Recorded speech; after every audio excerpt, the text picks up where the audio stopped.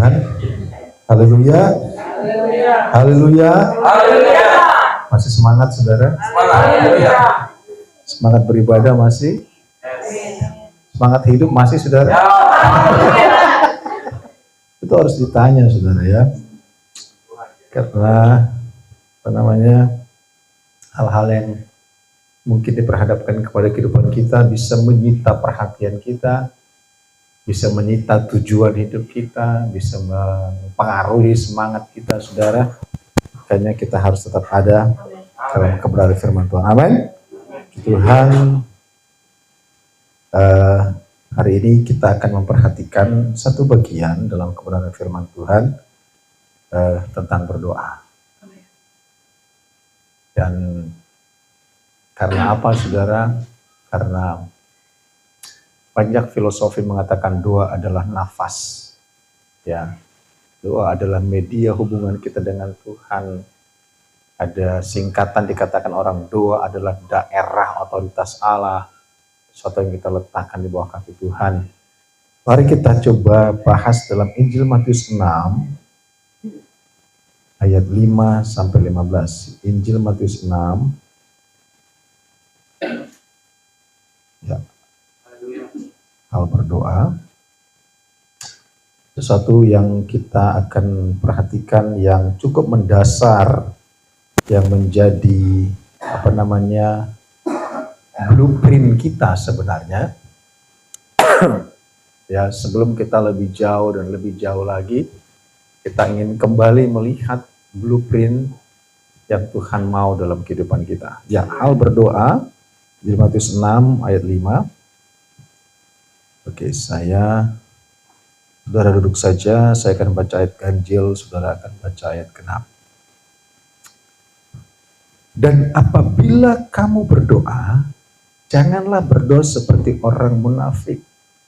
Mereka suka mengucapkan doanya dengan berdiri di dalam rumah ibadah dan pada tikungan-tikungan jalan raya, supaya mereka dilihat orang. Aku berkata kepadamu, sesungguhnya mereka sudah mendapat upahnya. Monggo.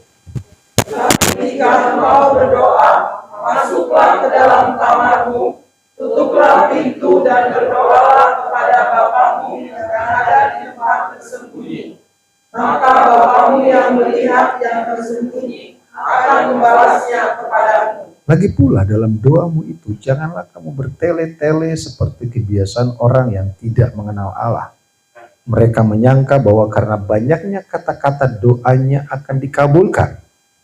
Jadi janganlah kamu seperti mereka, karena Bapamu mengetahui apa yang kamu perlukan sebelum kamu minta kepadanya. Karena itu berdoalah demikian, Bapa kami yang di sorga, dikuduskanlah namamu. Datanglah kerajaanmu, jadilah kehendakmu di bumi seperti di sorga. Berikanlah kami pada hari ini makanan kami yang secukupnya. Dan ampunilah kami akan kesalahan kami, seperti kami juga mengampuni orang yang bersalah kepada kami. Dan janganlah membawa kami ke dalam pencobaan, tetapi lepaskanlah kami daripada yang jahat. Karena Engkaulah yang punya kerajaan dan kuasa dan kemuliaan sampai selama-lamanya. Amin. Lanjut. Karena jika kamu mengampuni kesalahan orang, Bapamu yang di surga akan mengampuni kamu juga. Tetapi jikalau kamu tidak mengampuni orang, Bapamu juga tidak akan mengampuni kesalahanmu. Amin. Jadi saudara, ada satu kesempatan banyak orang bertanya kepada Yesus. Mereka paham bahwa Yesus adalah anak Allah, sehingga metode dan cara berdoa, bagaimana penyampaiannya ditanyakan kepada Yesus. Ini menjadi bagian dari etika bagaimana berbicara kepada Allah. Karena secara ribuan tahun yang mereka pahami adalah mereka berdoa melalui para imam. Mereka tidak diberikan akses langsung kepada Allah Sang Pencipta, semuanya melalui para imam. Dan kehadiran Yesus pada saat itu menjadi titik awal bahwa dari perkataan Yesus ternyata Allah itu tidak hanya dipanggil sebagai Elohim. Allah itu tidak dipanggil sebagai Adonai. Allah itu tidak dipanggil dengan nama-nama yang sering disebutkan nenek moyang mereka. Yesus menegaskan bahwa Allah itu dipanggil Bapa. Amin. Sehingga pertanyaan yang sangat tepat disampaikan orang-orang waktu itu, bagaimana cara berdoa? Bagaimana cara meminta kepada Allah? Bagaimana cara berbicara kepada Tuhan? Apa yang harus kami lakukan? Ini menjadi etika bagaimana mereka berbicara kepada Yang Maha Kuasa. Dan saudaraku, ini juga menjadi etika sampai zaman sekarang. Bagaimana kita berbicara kepada Allah. Bagaimana kita menyampaikan sesuatu kepada Tuhan. Dan bagaimana kita berbicara kepada mungkin orang yang lebih tua dari kita. Berbicara kepada para orang yang kita hormati. Katakanlah hamba-hamba Tuhan atau siapapun yang ada di sekitar kita. Saudaraku, semuanya ada caranya, semuanya ada etikanya. Amin. Ada banyak agama-agama waktu itu yang memiliki tradisi-tradisi yang begitu panjang. Dikala mereka datang berdoa kepada ilah-ilah mereka, mereka membawa persembahan, mereka membawa ritual-ritual, bahkan tidak sedikit mengorbankan anaknya sendiri. Sehingga saudara, penegasan ini yang Yesus katakan bahwa Dia Bapa, Dia Allah, sehingga apa yang dikerjakan selama ribuan tahun, kebingungan orang memanggil Bapa itu siapa, Allah itu siapa. Kebingungan orang untuk mencari Yang Maha Kuasa itu siapa. Itu terjawab dalam nats ini. Amin. Sehingga kalau kita perhatikan dikatakan lagi, dan apabila kamu berdoa, janganlah berdoa seperti orang munafik. Ya. Orang munafik adalah orang yang begitu luar biasa berdoa, tetapi ada kebusukan di hatinya. Ada pelanggaran yang terus-menerus dia lakukan. Sekalipun kita katakan, loh, yang penting hati. Tapi saudara, kadang ucapan doa kita, saudara, kita harus paham kepada siapa kita sedang berbicara. Amin. Apa yang sedang kita akan sampaikan. Doa adalah sesuatu hal yang sangat sakral. Kalau saudara melihat agama-agama lain, saudara, ketika mereka sedang hendak sembahyang kepada ilah-ilah mereka, apakah itu batu, apakah itu pohon, semuanya, atau di tempat peribadatan mereka, saudara, betapa khusyuknya mereka. Bahkan posisinya pun posisi yang betul-betul penuh rasa takut dan hormat. Menghormati kehadiran Dia yang kita anggap dan kita percaya Maha Kuasa. Amin. Sehingga dikatakan, jangan, apabila kamu berdoa, janganlah berdoa seperti orang munafik. Mereka suka mengucapkan doanya dengan berdiri dalam rumah-rumah ibadat dan pada tikungan-tikungan jalan raya, supaya mereka dilihat orang. Aku berkata kepada sesungguhnya mereka sudah mendapat upahnya. Kadang dalam doa orang bisa flexing, saudara. Ya kan? Tuhan, terima kasih. Seperti yang kita tahu bagaimana orang Farisi dan orang berdoa itu berdoa. Tuhan, terima kasih. Aku nggak seperti preman yang satu ini gitu. Bisa flexing iman di sana.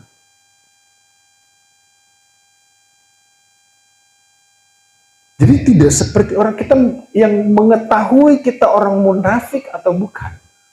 Itu dari kita sendiri. Sekalipun mungkin ada sedikit orang tahu, tapi itu bukan urusan orang, saudara.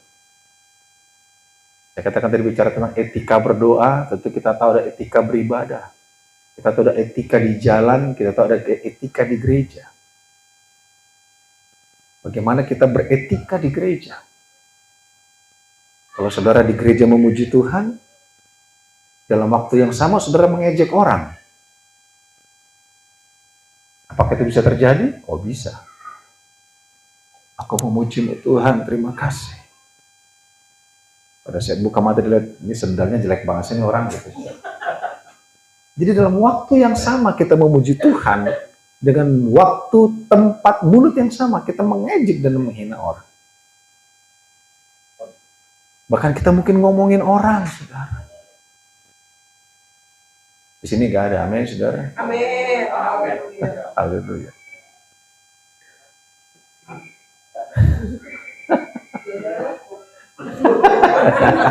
Bukan saya ngomong ya.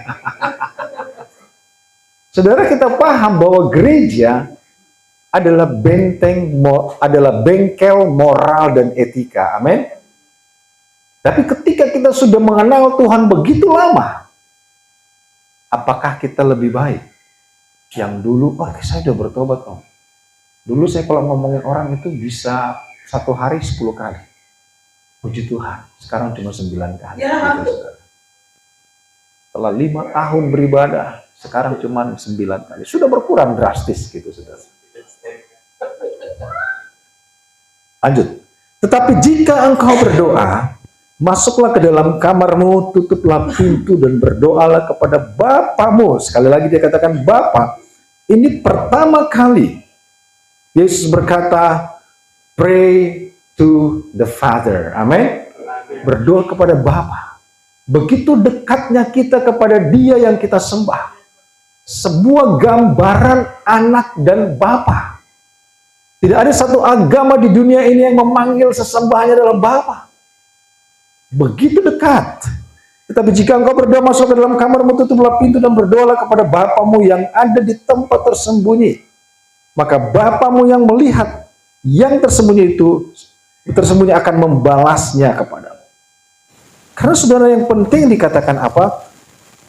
Masuk dalam kamar, tutup pintu dan berdoa kepada Bapamu yang ada di tempat tersembunyi. Maka Bapamu yang melihat yang tersembunyi akan membalasnya kepadamu. Sekalipun banyak orang sekarang berdoa di Facebook. Tuhan terima kasih hari ini, puji Tuhan, Tuhan tambahkan usia saya. Oh haleluya, Tuhan baik. Oke, fine. Sah-sah saja. Mungkin ada tujuan. Tetapi yang utama adalah ketika kita masuk kamar, kita tutup pintu, kita berdoa. Dan Bapa itu melihat seberapa banyak kita melakukan itu, saudara.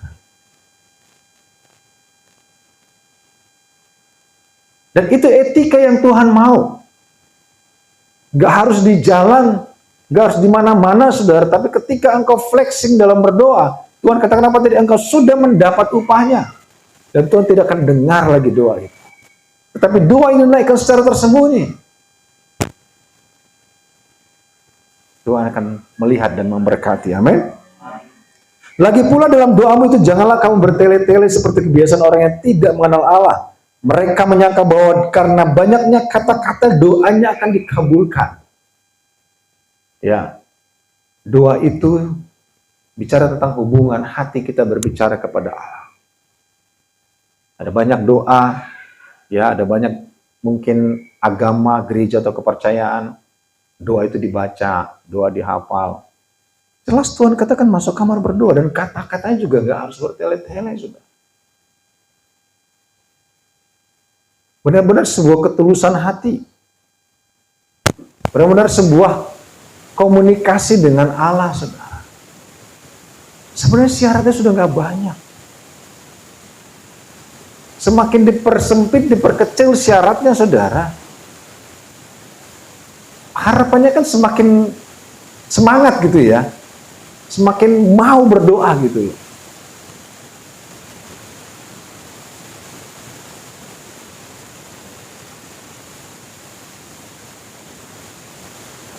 Ya, jadi janganlah kamu seperti mereka, karena Bapamu mengetahui apa yang kamu perlukan sebelum kamu minta kepadanya. Ini bicara hati, ini bicara niat. Ini bicara kerinduan, ini bicara hubungan. Bukan berarti Tuhan sudah tahu, terus kita nggak lagi berdoa, enggak. Sekalipun Tuhan Maha tahu, tetapi kerinduan Allah, kita datang meminta. Amin, saudara. Karena Tuhan memberikan kita hati, Tuhan memberikan kita free will, kehendak bebas. Itu yang iblis gak punya, saudara. Kalau kita ingat di saat iblis berkata kepada Hawa, Hawa, kalau kau makan buah ini, kamu akan seperti Allah. Harusnya Hawa katakan, lu aja yang makan. Lu pengen tahu lu seperti Allah apa enggak, kan gitu, saudara.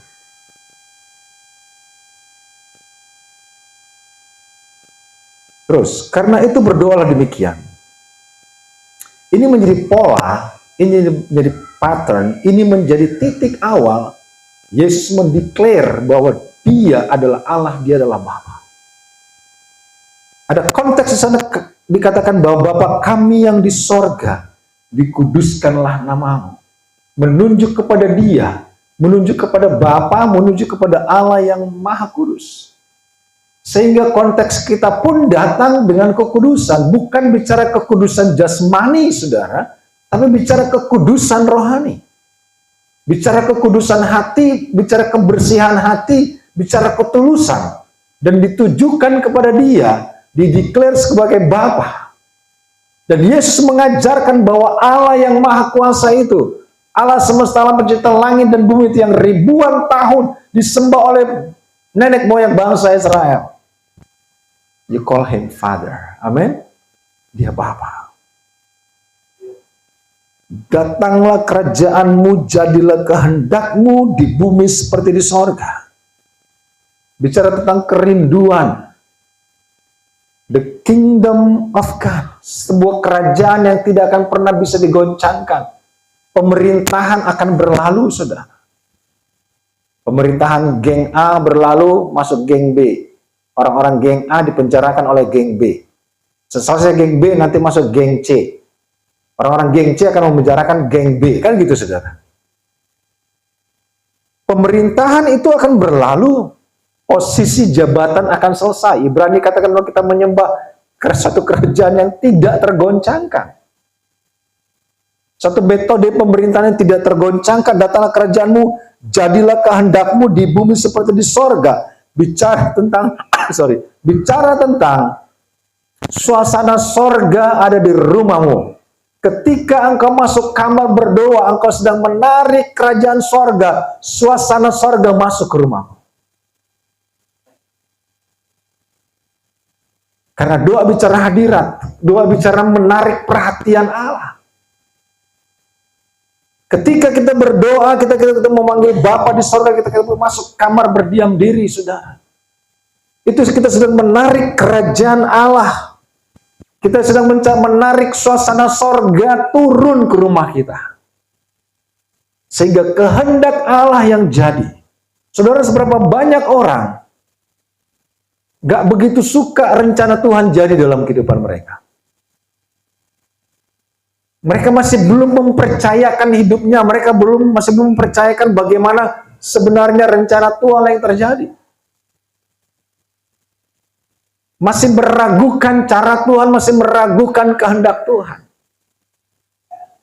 Otak kita yang kecil ini, manusia yang kecil ini sudah masih memikirkan bahwa rencana Dia lebih baik dari rencana Tuhan, sehingga hampir tidak ada penyerahan kepada Tuhan.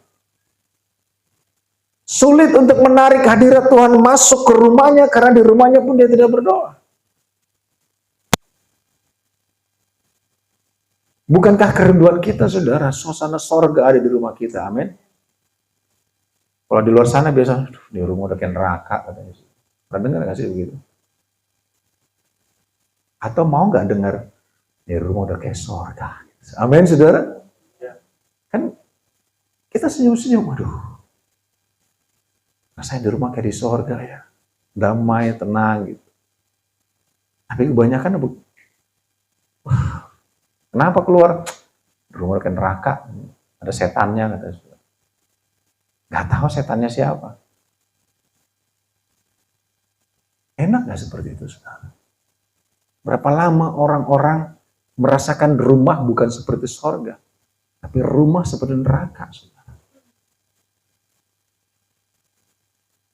Apa artinya kita hidup, saudara, kalau kita tidak bisa menarik hadirat Tuhan?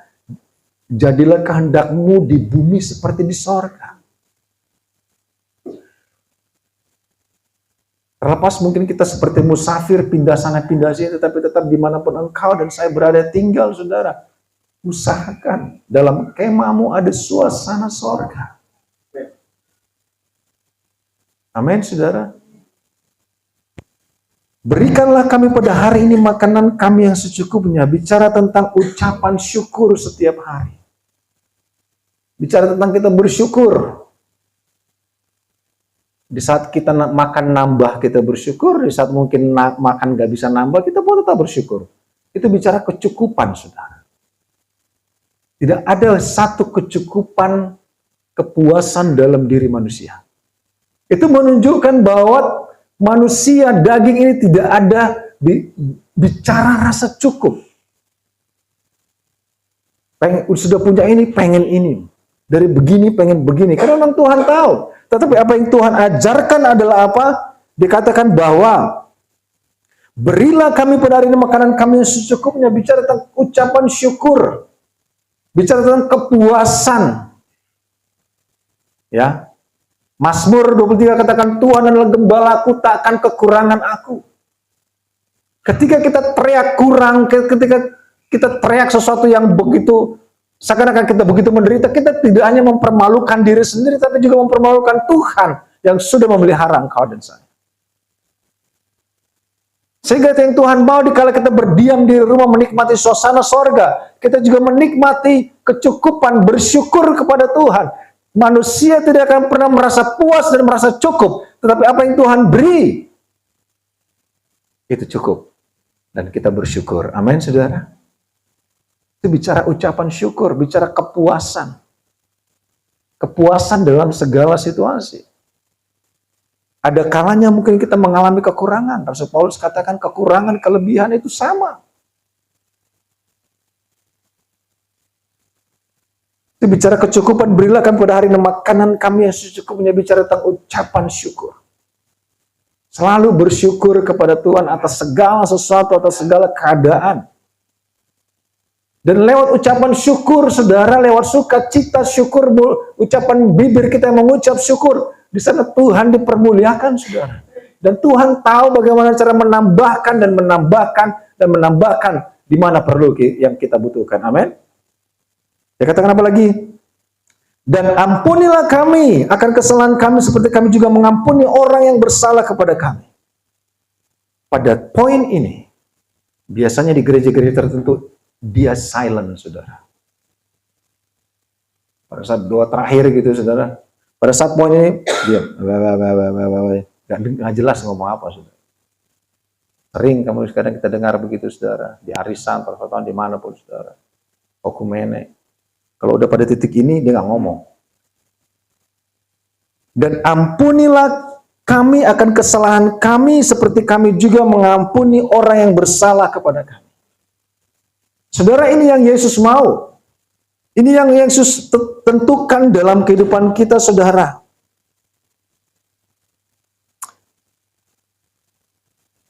Coba kita lihat dalam Injil Matius 5, masih 5, saudara. Kita loncat ke 38.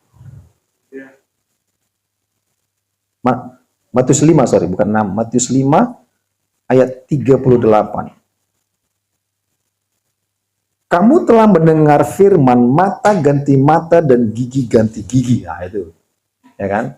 Ini bicara balas membalas yang tidak akan pernah berakhir. Ya, negara itu perang karena balas membalas. Waktu kami tinggal di rumah mertua itu, saudara, Tanah Abang itu tawuran dari zaman bapaknya, anaknya sampai cucunya tawuran, saudara. Karena balas membalas di daerah itu. Polisi bukan cuma angkat tangan, malah angkat kaki dari situ, saudara. Karena balas membalas. Kamu telah mendengar firman mata ganti mata dan gigi ganti gigi. Kalau zaman sekarang, kamu telah mendengar status ganti status gitu, saudara, ya. Perang status, perang di udara gitu. Itu tergenapi firman Tuhan. Akan ada peperangan di udara, benar, sudah terjadi. Amin. Ya, itu peperangan di udara itu peperangan status. Saya pernah katakan kalau saudara bisa membuat orang lain bertobat dengan statusmu, wah itu gereja tutup, saudara. Gak usah. Gak usah. Ini bicara tentang perang status, mata ganti mata, gigi ganti gigi, saudara. Dia lempar di udara, dibalas di udara, fush, rudal, saudara. Push, rudal lagi, semua terpampang di udara, saudara. Ya, di sini nggak ada, amin, saudara. Tapi di luar nanti ya mungkin, maksudnya di saat ini. Kamu telah mendengar firman mata ganti mata dan gigi ganti gigi. Tetapi aku berkata kepadamu, janganlah kamu melawan orang yang berbuat jahat kepadamu, melainkan siapapun yang menampar pipi kananmu, berilah juga pipi kirimu. Ya, kata Bung Andi, gue banget gitu, saudara. Amin. Dan kepada orang yang hendak mengadukan engkau karena mengingini bajumu, serahkan jugalah jubahmu. Dan siapapun yang memaksa engkau berjalan sejauh 1 mil, berjalanlah bersama dia sejauh 2 mil. Ada extra mile, saudara, ada effort, ada usaha untuk damai, untuk tentram gitu. Berilah kepada orang yang meminta kepadamu dan janganlah menolak orang yang mau meminjam daripadamu. Ini banyak yang senang ayat ini, saudara. Kamu telah mendengar firman, kasihilah sesamamu manusia dan bencilah musuhmu. Tetapi aku berkata kepadamu, kasihilah musuhmu dan berdoalah bagi mereka yang menganiaya kamu, karena dengan demikian kamu menjadi anak-anak Bapamu yang di sorga, yang menerbitkan matahari bagi orang yang jahat dan orang baik, dan menurunkan hujan bagi orang yang benar dan orang yang tidak benar. Saya mau katakan, saudara, Yesus sering berkata bahwa ada domba, ada kambing, ada lalang, ada gandum. Itu akan bertumbuh bersama sampai akhir zaman, saudara. Kembali lagi kami pernah sampaikan bahwa kami gembala, kami bukan hakim, saudara. Tinggal kita mengkoreksi diri kita. Gue gandum apa lalang? Kalau lalang makin begini, saudara. Kalau gandum makin merunduk. Amin. Ada yang dari kampung lalang di sini, saudara?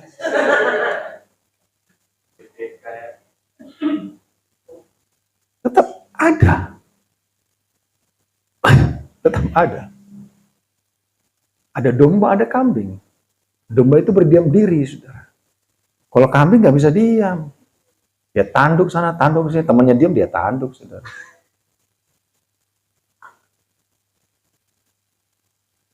Karena tanduknya itu kan gatal sebenarnya, saudara. Kambing itu tanduknya gatal. Semakin dia numbuh, semakin dia nanduk, saudara. Jadi nggak akan peduli mau dia tanduk siapa, yang dia nggak peduli. Pokoknya tanduk gua harus semakin naik. Dan itu kan semakin panjang. Kalau domba nggak, dia kan duduk diam. Nggak pernah ditulis katakan domba kambing mendengar suara gembalanya. Enggak, saudara. Domba yang mendengar suara gembala. Amin. Kalau kambing nggak dengar suara gembala, saudara. Kambing cuman untuk tujuan diri sendiri. Lanjut, saudara.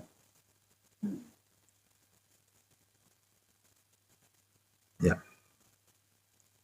Kamu telah mendengar, kasihilah sesama manusia dan bencilah musuhmu, tapi aku berkata kepadamu, kasihilah musuhmu dan berdoalah bagi mereka yang menganiaya kamu. Ketika kita melihat sebuah aksi, apakah reaksi kita lebih banyak mendoakan dia atau ngotbahin dia? Nah, gitu, saudara. Jadi pertanyaan, saudara. Tadi kita katakan doa adalah daerah otoritas Allah. Tetapi kadang otoritas itu kita ambil alih kadang, saudara. Ketika kita melihat sebuah aksi, reaksi kita adalah yang Tuhan mau, kita mendoakan dia supaya berubah. Amin. Tapi kadang reaksinya malah ngotbahin dia, menceramahin dia. Padahal, apakah itu efektif? Sah-sah saja mungkin efektif. Tapi berapa persen efektifnya? Bukankah jauh lebih efektif ketika kita duduk dan berdoa? Amin. Lanjut. Karena dengan demikian kamu menjadi anak-anak Bapamu yang di sorga, yang menerbitkan matahari bagi orang yang jahat dan yang baik, dan menurunkan hujan bagi yang benar dan yang tidak benar. Apabila kamu mengasihi orang yang mengasihi kamu, apakah upahmu bukankah pemungut cukai juga demikian? Kalau kita analogikan kepada zaman sekarang, apabila kamu hanya mengasihi gengmu, kan gitu, saudara. Ya kan? Apabila kamu mengasihi orang yang mengasihi kamu, berarti kan satu geng biasanya saling mengasihi, saling perhatikan gitu. Apabila kamu mengasihi orang yang segeng dengan kamu, apakah upahmu bukankah pemungut cukai juga berbuat demikian? Apabila kamu mengasihi orang yang satu grup dengan kamu, kan gitu. Apakah upahmu bukankah kamu harus juga mengasihi orang di luar grup kamu, kan gitu, saudara. Grup band maksudnya, saudara. Ya, grup apa nih, Om? Gitu. Iya. Grup band lah katakan, saudara. Jika kamu hanya mengasihi orang yang satu geng dengan kamu, satu grup dengan kamu, satu warna kulit dengan kamu, satu ras dengan kamu, satu marga dengan kamu. Apapun itu, satu apapun, saudara.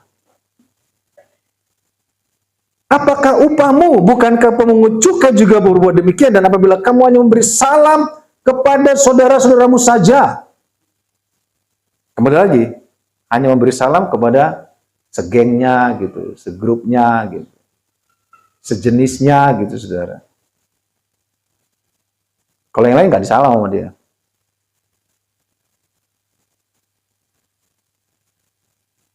Apakah lebihnya daripada perbuatan orang lain?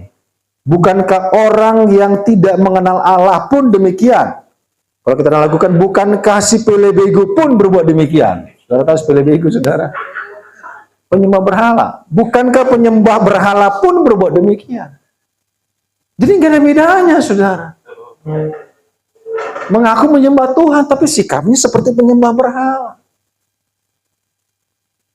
Ongkong gua dong masih penyembah berhala. Tapi dianya sikapnya juga kayak penyembah berhala. Yang nggak ada bedanya. Karena itu haruslah kamu sempurna sama seperti Bapamu yang di sorga adalah sempurna. Amin. Ini yang betul-betul Tuhan mau perhatikan dalam kehidupan kita, saudara. Kalau kita lanjut lagi Matius pasal 6, saudara, di 14. Oke, masih di 12 tadi ya. Dan ampunilah kami, tadi penjabarannya, akan kesalahan kami seperti kami juga mengampuni orang yang bersalah kepada kami. Dan janganlah membawa kami ke dalam pencobaan, tapi lepaskanlah kami daripada yang jahat. Menurut banyak pengamat, menurut banyak pemahaman dan penafsiran bahwa jikalau kita gagal melakukan yang ayat 12, kemungkinan ayat 13 bisa terjadi. Jadi kalau ayat 12 kita tidak mengampuni kesalahan orang seperti kita mengampuni yang bersalah kepada kami, atau kita tidak mengampuni orang, bisa jadi Allah izinkan kita masuk dalam pencobaan dan masuk kepada tangan yang jahat. Makanya kadang, saudara, nggak sedikit orang pencobaan terus ya. Oh, kayaknya seperti di tangan orang jahat gitu. Kayak nggak di tangan Tuhan. Padahal waktu muda fotonya ada di dua tangan Tuhan gitu kan. Hidupku di tangan Tuhan gitu, saudara. Tapi kayaknya hidup gue nggak kayak di tangan Tuhan. Pencobaan terus, masalah terus. Kemungkinan ayat 12 tidak terpenuhi. Karena apa? Karena tidak mengampuni. Dan ampunilah kesalahan kami seperti kami juga mengampuni orang yang bersalah kepada kami. Ini tantangan, saudara. Dijelaskan lagi, dan janganlah membawa kami dalam pencobaan, tapi lepaskanlah kami dari jahat, karena Engkau yang punya kerajaan dan kuasa kemuliaan sampai selama-lamanya. Jelas, 14. Karena jikalau, ini dijelaskan lagi. Karena jikalau kamu mengampuni kesalahan orang, Bapamu yang di sorga akan mengampuni kamu juga. Amin. Ada yang merasa nggak berdosa di sini, saudara? Ada yang merasa nggak perlu pengampunan Tuhan di sini? Syaratnya sederhana. Apa syaratnya, saudara? Mengampuni orang lain. 15. Tetapi jikalau kamu tidak mengampuni orang, Bapamu juga tidak akan mengampuni kesalahan. Jadi kalau kita bilang, Tuhan aku mau berdosa, numpuk kesalahan, tapi ngelihat orang lain yang nggak segeng dengan dia nggak mau beri salam, nggak mau selesaikan, nggak mau sapa, nggak mau dan sebagainya, itu dosa masih menumpuk. Karena Tuhan tidak akan pernah selesaikan itu. Itu masih di sana. It's still there. Atau kita paksa Tuhan, kita rubah ini, ya kan? Ada sebuah negara yang merubah undang-undang. Kita rubah ini, coba. Dan ampunilah kesalahan kami sekalipun kami tidak mengampuni orang bersalah kepada kami. Boleh nggak dirubah undang-undangnya, saudara? No. Firman Tuhan adalah firman Tuhan. Amin. Dan ini menjadi dasar. Kembali lagi kepada dasar yang harus kita paham. Bagaimana cara kita berdoa. Bagaimana cara kita meminta, ada memuliakan Allah. Memanggil dia Bapa, ada berdiam diri berdoa, ada bersyukur dan merasa cukup atas kasih karunia Tuhan. Dan Tuhan katakan, mengampuni. Tuhan akan ampuni seperti kita mengampuni orang lain. Kalau tidak, berlaku yang di bawah, pencobaan seperti ada di tangan yang jahat. Dan Bapa katakan, tetapi jika kamu tidak mengampuni orang, Bapa juga tidak akan mengampuni kesalahan. Kita mau hidup tenang, amin saudara. Kita mau tidur langsung ngorok gitu saudara. Enak gitu saudara. Semuanya bersih dan selesai. Dan itu yang Tuhan mau. Kalau enggak, mungkin doa kita akan sulit dijawab. Mungkin suasana sorga tidak akan pernah engkau alami dalam hidupmu, dalam keluargamu, dalam rumahmu.